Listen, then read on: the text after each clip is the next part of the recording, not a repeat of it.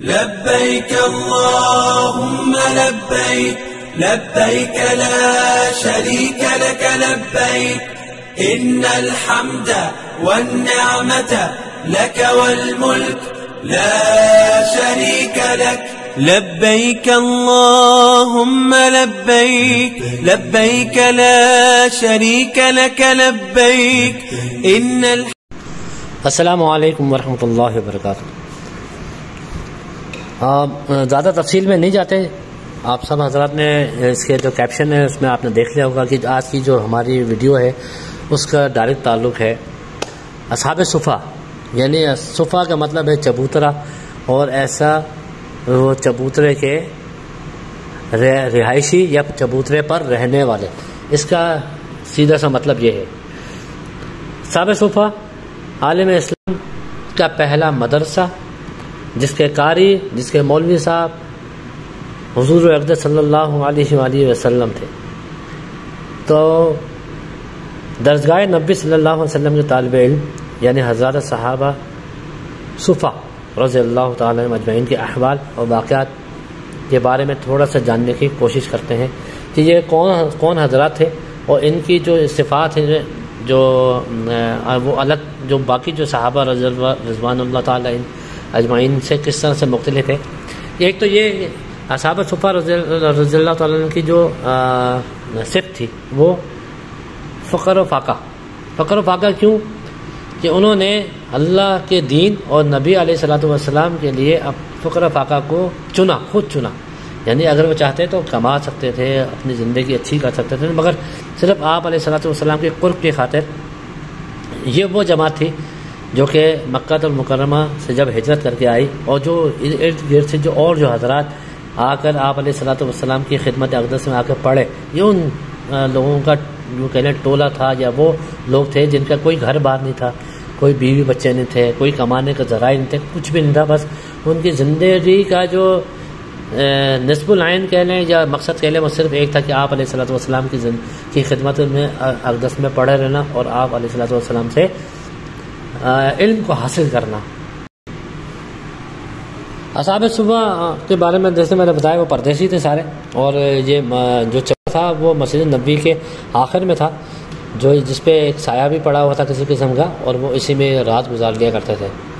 اصحاب صفا جو تھے ان کی تعداد کبھی کم ہو جاتی تھی، کبھی بڑھ جاتی تھی، کیونکہ جو مسافر جو آتے تھے جن کے مدینے میں کوئی رشتہ دار کوئی جاننے والا نہیں ہوتا تھا، وہ بھی اسی صفا کے مقام پر اسی چبوترے پر قیام کرتے تھے، اور جب وہ چلے جاتے تھے تو صفا کی جو تعداد ہے ان کی وہ کم ہو جاتی تھی، کبھی 70 تک بھی چلی جاتی تھی کم و بیش، اور یہ 400 کی تعداد تک بھی گئی ہے، جس کو تک بھی چلی گئی ہے، جیسا کہ علامہ قرطبی رحمۃ اللہ علیہ نے سورہ نور کی تفسیر میں ذکر فرمایا ہے، اور تفسیر کشاف میں بھی سورہ آل عمران کی آیت جس کا ترجمہ ہے جو تفسیر ہے کرتے ہوئے ایسے ہی لکھا، جب بعض سے لوگ ان میں آ کر شامل ہو جاتے تھے تو ان کی تعداد بڑھ جاتی تھی، اور جب ان میں سے کوئی وفات پا جاتا یا مدینہ منورہ سے چلا جاتا یا نکاح کر کے گھر بار والا ہو جاتا تو ان کی تعداد گھٹ جاتی تھی۔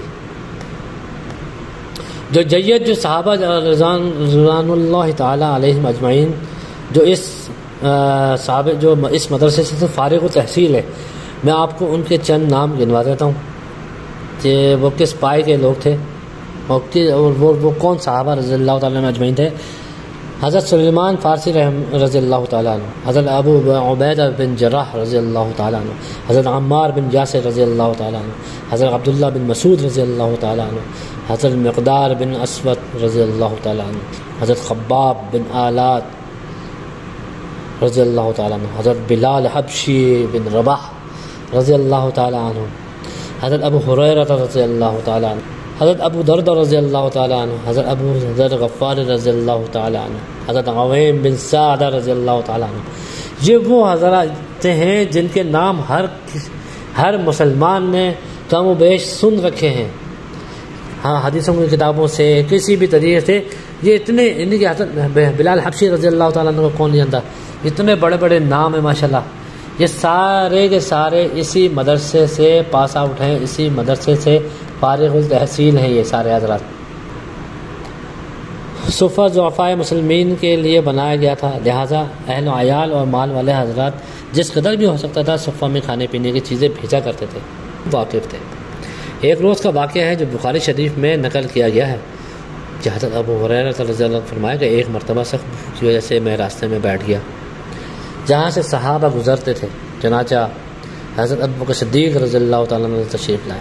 میں نے ان سے قرآن مجید کی ایک آیت پوچھی، اور میرا مطلب آیت پوچھنا نہ تھا بلکہ یہ تھا کہ آپ اپنے ساتھ لے چلیں اور کھانا کھلا دیں، لیکن وہ آیت بتا کر گزرے اور چلے گئے مگر مجھے ساتھ نہ لیا۔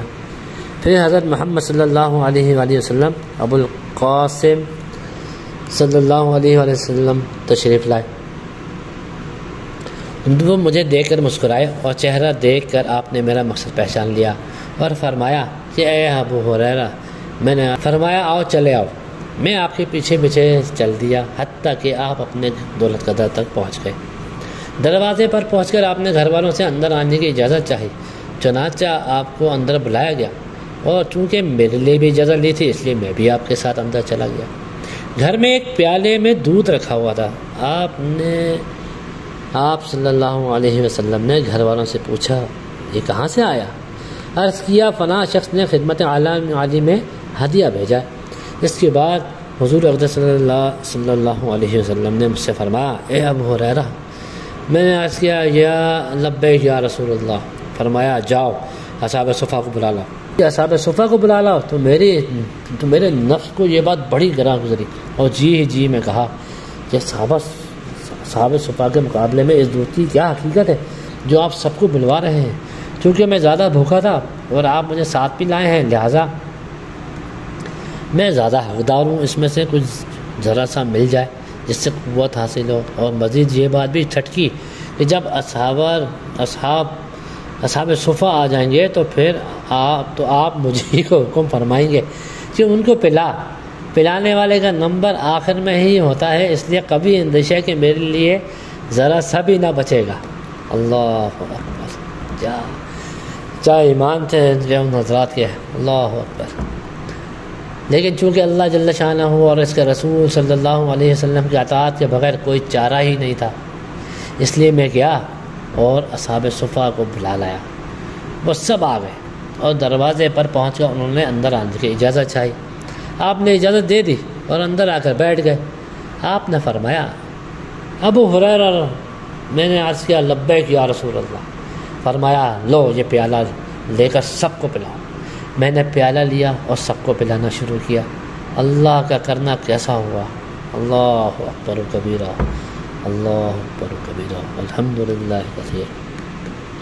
وہ ذرا سا دودھ بڑھتا ہی گیا، یکے بار دیگرے میں ہر ایک کو دیتا گیا اور سب نے پیٹ بھر کر پی لیا، حتیٰ کہ وہ پیالہ لے کر میں حضور اقدس صلی اللہ علیہ وسلم کے پاس پہنچا، کیونکہ آپ سب کے آخر میں تشریف رکھتے تھے۔ آپ نے مجھ سے پیالہ لے لیا اور مسکراتے ہوئے فرمایا ابو ہریرہ، میں نے کہا لبیک یا رسول اللہ۔ فرمایا اب میں اور تم ہی رہ گئے ہیں۔ میں نے عرض کیا جی ہاں یا رسول اللہ، آپ نے درست فرمایا۔ اس کے بعد مجھ سے فرمایا بیٹھو اور پیو۔ میں نے بیٹھ کر پیا اور بس کر دیا۔ آپ نے فرمایا اور پیو۔ میں نے اور پیا۔ فرمایا اور پیو۔